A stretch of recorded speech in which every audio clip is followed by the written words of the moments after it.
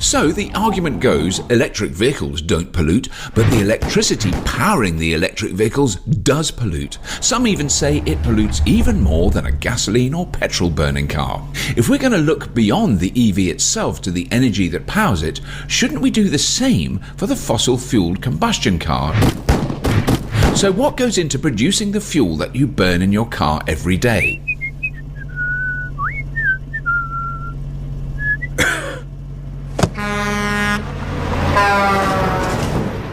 Gasoline or petrol starts as oil, on average 5,900 feet below the surface of the Earth. A great deal of oil is extracted using what is called a pump jack. Pump jacks don't run by themselves. In most cases, they use electricity. It takes, on average, 9,960 kilowatt hours of electricity every month to drive one pump jack. To put that in context, that is enough electricity to power a Tesla Model 3 for 34,860 miles. In the United States, there are an estimated 435,000 oil wells using pump jacks. Estimated electricity use for these wells is over 4,300 gigawatt hours a month. That is a lot of electricity, and that is just to get the oil out of the ground. If we used that electricity to power electric vehicles directly, it would be enough to power over 15 million electric vehicles for a month. That's just US oil wells on land. What about deep sea drilling? The most common way of powering an offshore oil rig is with a diesel generator. An average oil rig generator uses 20 to 30 metric tons of diesel per day. The electrical equivalent to this is 300,000 kilowatt hours. There are an estimated 1,470 offshore oil rigs in the world using over 1.3 billion kilowatt hours of energy a month. All this oil pumping combined would be enough to power 19.5 million electric vehicles per month. This is just from the energy used to pump the oil out of the ground in the US and offshore. So not only does the fuel pollute when we burn it in our cars, we are also using a huge amount of electricity just to pump the oil that makes the fuel. Combining the pollution from the tailpipe emissions with the emissions generated to pump the oil out of the ground is not a pretty picture. And pumping oil is not clean. Millions of gallons are spilled into the ocean every year, causing havoc for fish and other wildlife. Then that oil needs to be transported. Most of the oil is pumped through pipelines. There are over 337,000 miles of pipeline in the world, carrying most of the 100 million barrels a day we consume.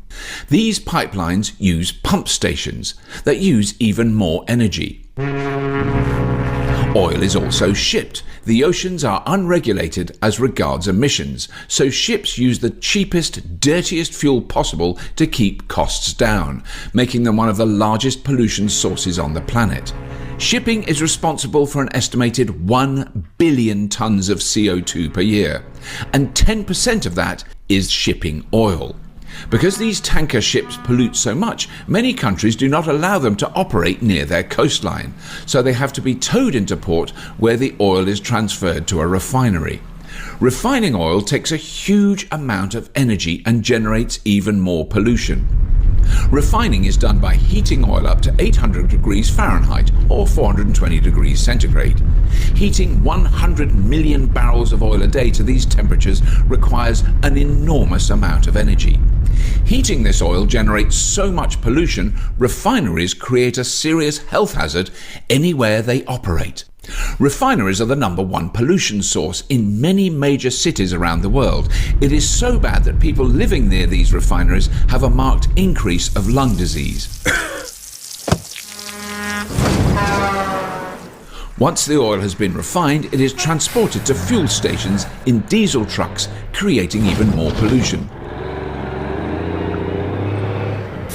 Then this fuel is burned in cars and trucks right in our cities where we live and breathe. These cars and trucks have internal combustion engines that are extremely inefficient.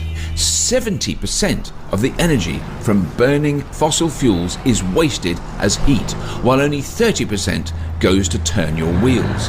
So after we use all that electricity pumping oil out of the ground, refining it, transporting it, we then waste 70% when we burn it.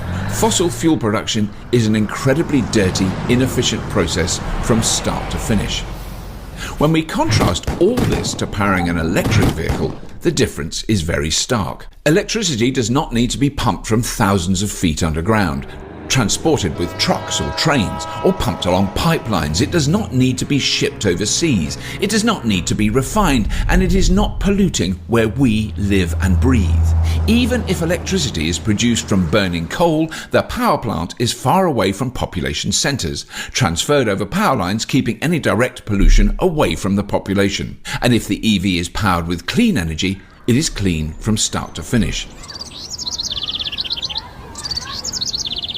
In the United States, 47% of electricity comes from sources that emit no CO2. In Europe, it is even better at 56%. And the percentage of clean energy is growing every year as coal and gas plants are being replaced by renewable energy sources. So what about the lithium used in EV batteries?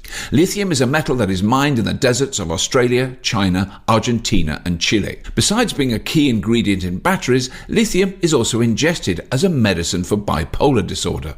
Much has been made about the environmental impact of lithium mining, but this is all a little bit overblown. Australia is the largest producer of lithium in the world. If there were any major environmental problems with this mining, some Australians would be talking about it. But what is Australia really talking about when it comes to pollution? Oil refining. Yes, oil refining is creating a much bigger environmental risk than all the lithium mining going on anywhere in the country. Australia is not a very densely populated country. They consume 1% of the world's oil supply and only refine 1/4 of the oil they consume. But they mine 50% of the world's lithium. So a country that only refines 1/4 of 1% of the world's oil and mines 50% of the world's lithium, the biggest contributor to pollution and risk to human health in Australia is oil refineries. That does not even take into consideration the drilling, pumping, transporting and burning of this oil. This is just refining it. The more you look into it, the argument that battery production is somehow as bad as the cycle of fossil fuels is ridiculous. All the lithium mining in the world to date has not done anything like as much damage to the environment as just one major oil spill.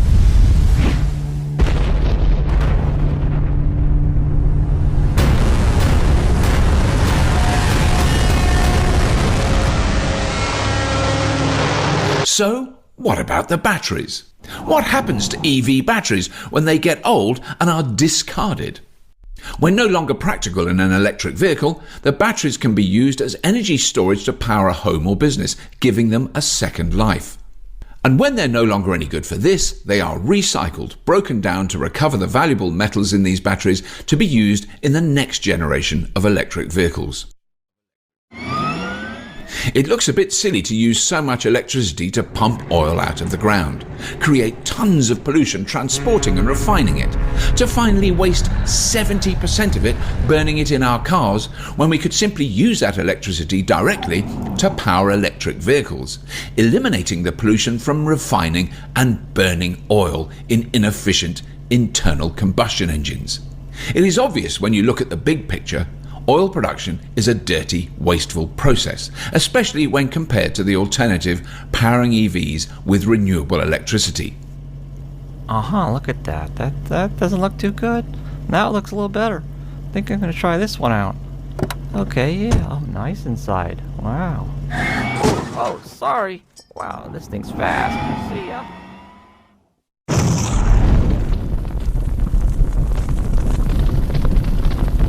What can you do?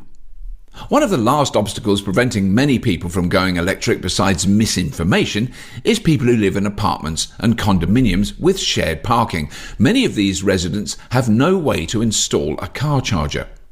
If you are a lawmaker, sit on a city council or a local council, if you serve on the board of a housing association, if you own rental property, you can do something to help.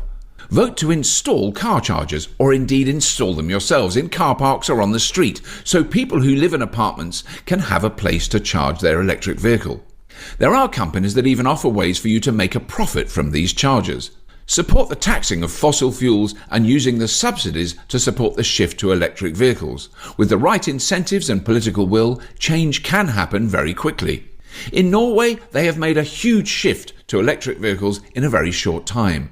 Electric vehicle sales in Norway have reached over 50% of all vehicles sold. Support the installation of solar panels wherever possible. Going solar is now cheaper than buying electricity from the grid and starts paying for itself from day one.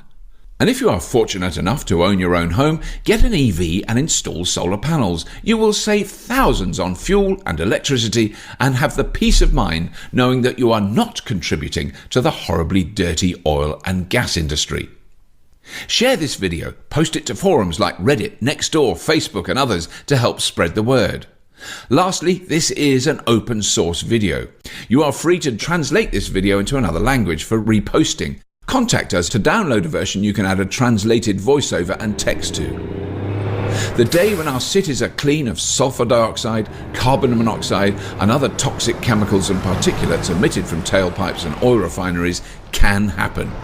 We have the technology to do this now. Supporting this transition to electric transportation will bring this day closer to fruition. We hope you enjoyed this video. Thanks for watching and stay clean.